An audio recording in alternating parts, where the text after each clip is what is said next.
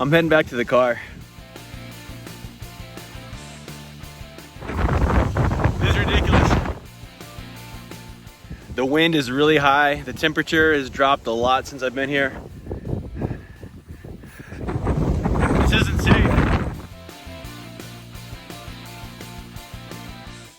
I almost got blown over. Lost my hat. I gotta go back. You know, at a certain point, you just gotta say it's not worth it. I'll come back and try again another day. I'll have to go back and try again another day. I had to drive for an hour and a half to get here. I'm gonna make it worth my while, but this just isn't safe. It's a shame. It's so beautiful out here. I can't wait to come back sometime when it's not trying to kill me. We got a big day tomorrow. Heading back to our stomping grounds, back to the Wichita Wildlife Refuge. Although this time, I'm gonna hit up a whole different area. So I've only been to this area once in my life, and that was 10, 12 years ago. And for that particular trip, I was just sort of along for the ride. I wasn't really part of the planning process. I barely even knew where we were. I just knew we were at the southwest part of the Wichitas. So that's where we're going. It's called the Sharon Gardens Wilderness Area. And and this wilderness area is one of the few federally recognized actual legitimate wilderness areas, well, in the nation, but you know, especially in Oklahoma. So the Wichita Refuge, it's almost 60,000 acres. It's like 59,000 and some change. And about 15% of that is actual federal wilderness area. It means it's extra super remote. There aren't gonna be a whole lot of trails. There aren't gonna be roads. There aren't gonna be any buildings or any sort of infrastructure there. It's just you. You are not allowed groups of more than 15. You have to have certain permits if you want to stay overnight. So it's gonna be pretty remote. So we're gonna head there. We're gonna hit up 2 mountains, maybe 3, depending on how everything is when we're actually there and we see what the terrain is like. And we're gonna see a place called Crab Eyes. That's one of the few places in the refuge that everybody seems to know. Crab Eyes gets its name. I've never actually been to Crab Eyes, but I've seen pictures of it. When you get to the end of the trail at Crab Eyes, there are these 2 boulders at the end of the trail that just kind of stick up and look like crab eyes, I guess. So we're gonna go see what that's about. So when we get to the Wichitas, we're gonna make our way past the areas that we've been in the past. We went to Mount Scott and we tried to go to Mount Sheridan. But we ended up staying pretty close to that same area, right close to Highway 49. We are gonna go way past that, almost to the far west side of the refuge, to the Sharon's Garden Wilderness Area. I found a little spot right off the highway where I can park. And from there, we're gonna walk for about a mile to get to our first peak called Sunset Peak. From Sunset Peak, we're gonna go on an azimuth of 120 degrees southwest to get to the trail to get us to Crab Eyes. Once we hit up Crab Eyes, we're gonna go 170 degrees, almost directly south, to a mountain called Twin Rocks Mountain. So from Twin Rocks Mountain, we'll have a bit of a decision to make, you know, based on how the terrain is, how I'm feeling, what time of day it is, how long it's taken to get to where we are and everything. If everything's going well, if it's not too late in the day and I'm still feeling good, I've still got plenty of water, fuel with me, then we're gonna head on to Granite Mountain, which is not too far. It's about 1,000 feet away. It's really not too far from Twin Rocks Mountain. And either way, from Granite Mountain or Twin Rocks Mountain, after we hit up those, we're gonna go straight east, almost straight 90 degrees to hit a trail, and that's gonna take us back, eventually back to the car. Overall, it's gonna be, well, as the crow flies, it's gonna be about 6.5 miles. but there's always a lot of little ups and downs and lefts and rights. You're gonna go way more than 6.5 miles, almost guaranteed. There's a lot of little, so you've got micro terrain and macro terrain. Macro terrain, of course, that's big, as the name implies, macro, large scale. That's stuff that you can see on a map. That's stuff that you can see from a satellite image, and stuff that you can plan for. Micro terrain, that's when you're actually on the ground and you're seeing all the little rocks to go over, trails to go around, trees to go under. That's the micro terrain that you can't really plan for. And the micro terrain always seems to add an extra 20-30% easy, a significant amount to your day. So I mapped it out on All Trails, the website All Trails, and it was like 6.3 miles, but I'm sure we'll likely end up going at least 8 or 9 miles tomorrow. As I always do, I've got Ruby and Bob with me in spirit tomorrow, since they won't be able to physically be there with me. If you saw the Mount Sheridan video, what I've started to do, we get these ducks at a claw machine at a mall nearby. So I got Ruby's unicorn duck. Bob told me he played pirates at recess today. So I got a pirate duck. And next thing you know, it's gonna be morning. We're gonna be on the road.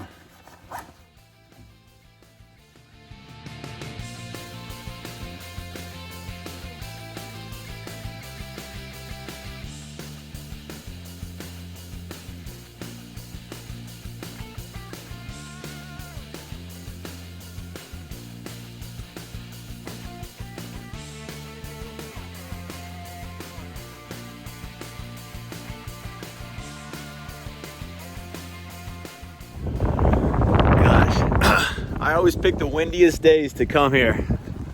I don't know why, I don't know how it works out that way. I had to adjust where I'm parking, so I'm a little bit further east on the highway than where I anticipated, but still pretty close to where I wanted to be. This little peak right behind me is gonna get me to Sunset Peak, and we're just gonna go from there.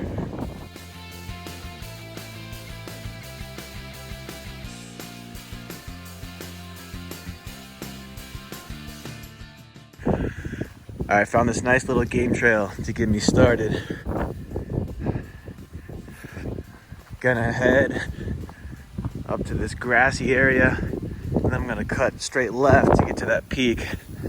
That little peak right there, I don't think it has a name, but I believe that is Sunset Peak right there. That's my first checkpoint. The game trail took me right to watering hole. Guess I'll go around.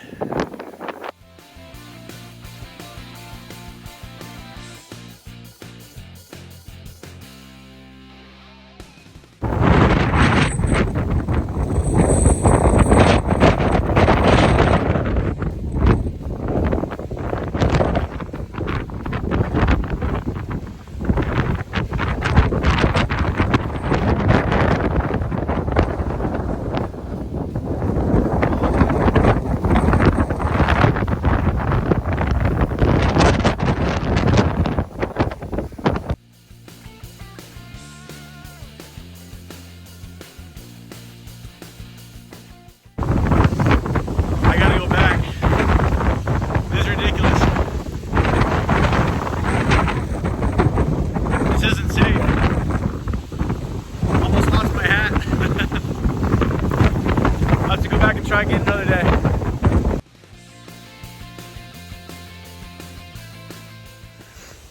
Okay, I'm heading back to the car. This isn't safe. The wind is really high. The temperature has dropped a lot since I've been here. I checked the weather. I mean, I knew it was supposed to be breezy today, but nothing like this. I almost got blown over, lost my hat.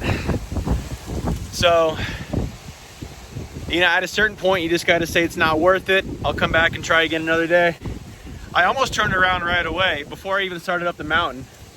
But I was like, no, you know, I came all the way from the Oklahoma City area. I had to drive for an hour and a half to get here. I'm gonna make it worth my while, but this just isn't safe. So I'm heading down. I found myself in this nice, awful little area, so I just stopped real quick to talk.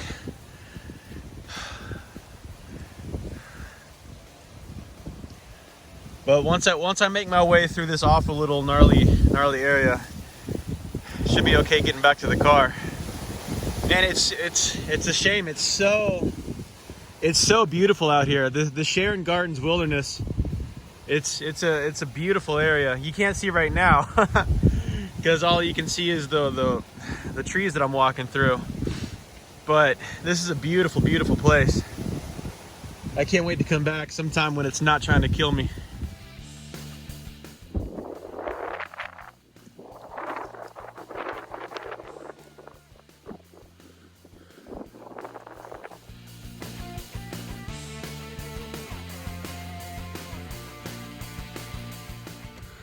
Whew. All right, well, that was disappointing.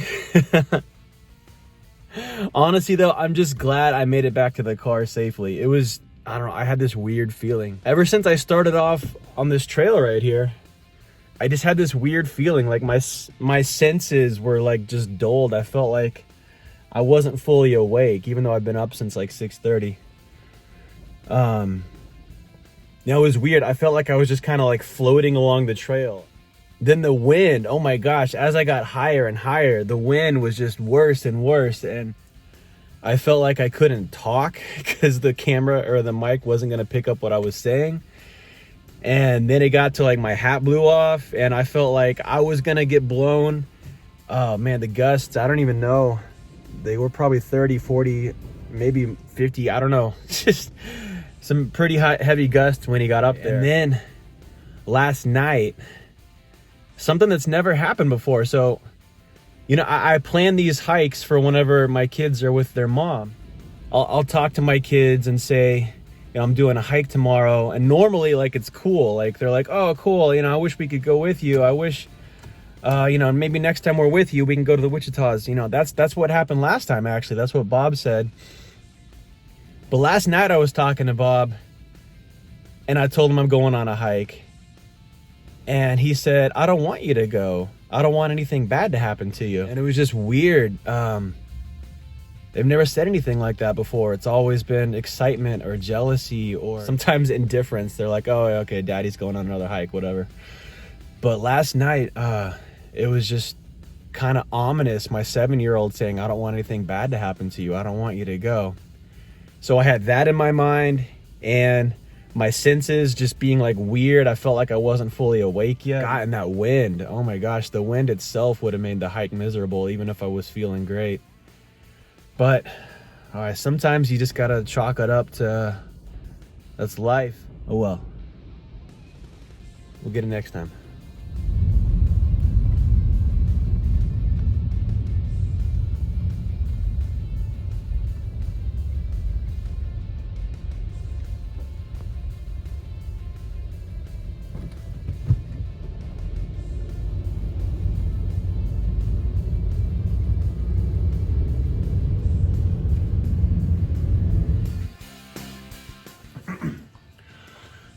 Okay, we made it back safely. I took a shower, I changed clothes. I was so cold. The wind was just cutting right through me. I was so happy to get back in the car and get driving, and I made it home safe despite that ominous warning from Bob. Man, I'm just happy I made it home okay. So something that we're gonna start doing at the end of trips like this, at the end of the trail series videos, is the ARF. It's something similar to what we used to do when I was in the military called the AAR, the After Action Review. This is going to be pretty much the same thing, the activity review and plan forward. So basically what we would do for an AAR and what essentially we're going to do for the ARF is we're going to talk about what happened, what went well, what can be improved upon, lessons learned, and a plan forward for next time. It's pretty common sense stuff, but it's very important to do every time. It's something I've been doing personally. I just haven't been showing it in the videos because I'm new to this, whatever. So For the activity review, you've got 2 questions. What went well and what can be improved? Pretty common sense stuff, but the key is to be brutally honest. You're not doing anybody any favors by sugarcoating things or making excuses. If something didn't go well, then let's talk about that and let's improve it for next time. If something did go well, you need to talk about those things to make sure that continues to happen. And review everything.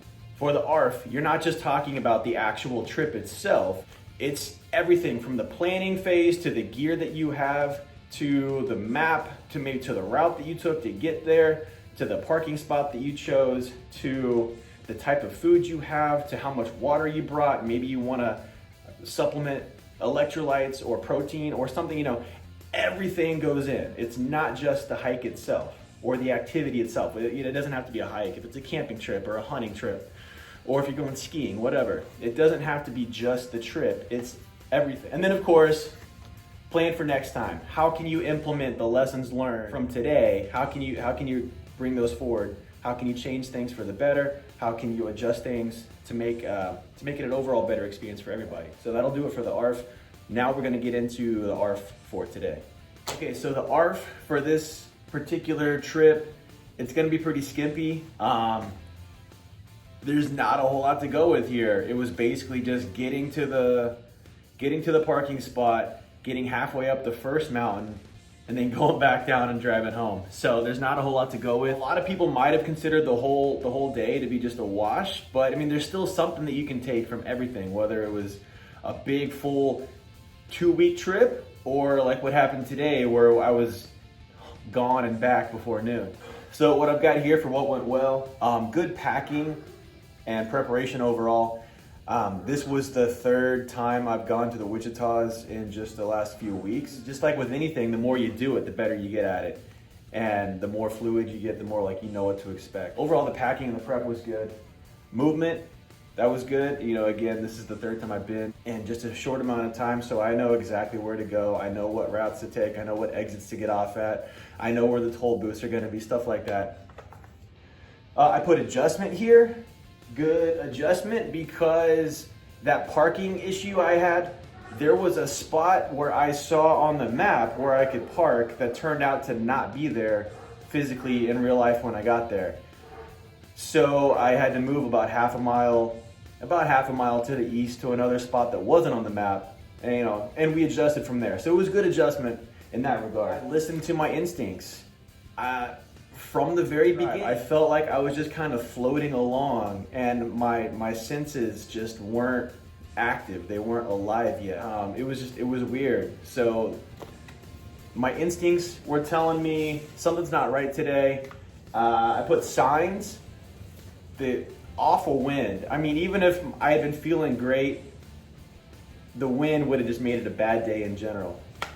Also, that ominous warning from Bob last night.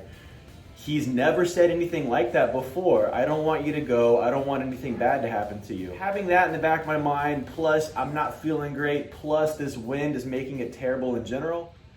Let's cut it. Let's count our losses and just head home for the day. All right, things to improve. Obviously, the day itself didn't go as planned, but that was on a bunch of factors. It wasn't really anything that I could control too much. So what I did put, check more weather forecasts. I just checked the one forecast on my phone. There could have been 2 or 3 other ones that said, today's gonna be terrible. It's gonna be windy and gusts 30, 40 miles an hour and you should stay home. And I just didn't see that one because I looked at the one on my phone. So from here on out, I'm gonna check at least 2 or 3 weather forecasts from different sources. I put to get a turnpike pass. I'm not used to driving on the turnpike so much as I've been lately. So I've been losing a lot of time having to pull over to dump coins into the little coin receptacle thing, or having to give cash to the guy or girl who's working at the turnpike booth. Little stuff like that. It'll eventually add up and it'll save me time. So that was for me, nothing for you guys unless you're going on turnpikes. And for the plan forward, hey, I'm gonna try again next week. Hopefully next week's weather will be nicer. I was kind of forcing it today because, I know I've mentioned it before on the channel. I'm a student. I was trying to force it today because today was one of my last truly free open days where I don't have anything going on before classes. Didn't work out, no big deal. I'll try again next week. And I need to tell somebody where I'm gonna be. That's something, I should have put this up here with what to improve. I've been bad about doing it lately. I've just been going and not letting anybody know. Having that weird feeling in the back of my head, like today just doesn't feel right. And then I was remembering I had that ominous warning from Bob last night. You know, something just doesn't feel right today. Man, I wish somebody knew where I was right now in case I do fall and impale myself on a stick. So that was definitely in the back of my head, and that's something I'm gonna do from now on. Okay, so the ARF is conducted. Thanks for watching. Let me know if you've got any suggestions for ways that we can improve the ARF, or something that you think I could have done better in the comments. And because I'm always open to suggestions. That's the thing with the ARF, it's all constructive criticism. You have to be brutally honest with yourself or with your teammates, whoever you're out with. And sometimes that can be the hardest thing, is just being honest. You don't want to hurt somebody's feelings, or you don't want to be honest with yourself. In this context, it's pretty simple. I can be honest about what happened today. Not a big deal, but if you guys saw anything, something that could be improved, or suggestions for next time, let me know in the comments. We'll definitely take everything into consideration. I'm not a big celebrity, so I definitely read all the comments, and I want to interact with anybody who wants to chime in. Thanks for watching, and we'll try again next week. Okay. What are you gonna do with that? Yeah.